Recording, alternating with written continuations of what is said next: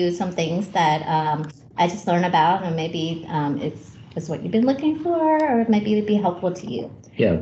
So there's just two things on Teams that you can do. The first is that you can post and forward emails directly to Teams. You guys know that? Has anybody done that?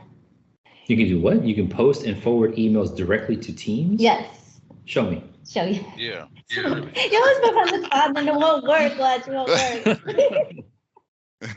All right, so let me share my screen really quick.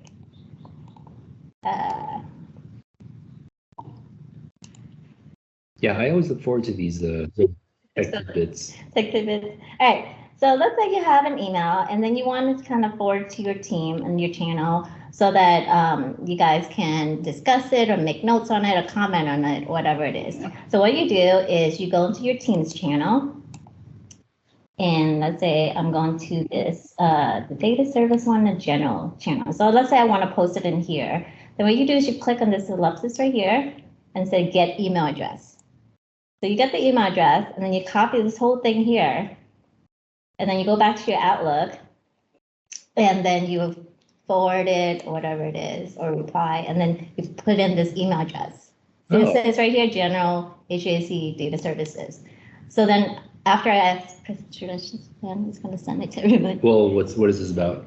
It's just junk. Okay, yeah, go ahead then. It's just data services. So if I hit send, then I actually just send it to the channel, the whole email. Let's see if I can find it. Is it there? Did I send? Right there. There it is. So here I send the email, and I can see that I could click on view original email. And now download it. And then from here, you guys can have a discussion on it and just talk about the email or whatever. So then that way you don't have to remember everybody in your team to forward to. You can just post it right into your team's channel. Okay, that's nice. That is one way. And then another one that I want to show you is that you can bookmark certain messages or things. I mean, you can pin messages, but then that would just kind of pin it to the top of for everybody. But let's say you just want to save it so that for future reference, or you need to go back to it. And what you do is you just like click on here, go over any message, click on this menu at the ellipsis, and then says save this message right here. And that's just basically save as your bookmark within Teams. And you can always go to your profile and then say save right here, and it has all your bookmarks right here. All your messages. So let's say something you need to follow up or something you just need to refer back to, whatever, then you can just bookmark it and then go back to it later.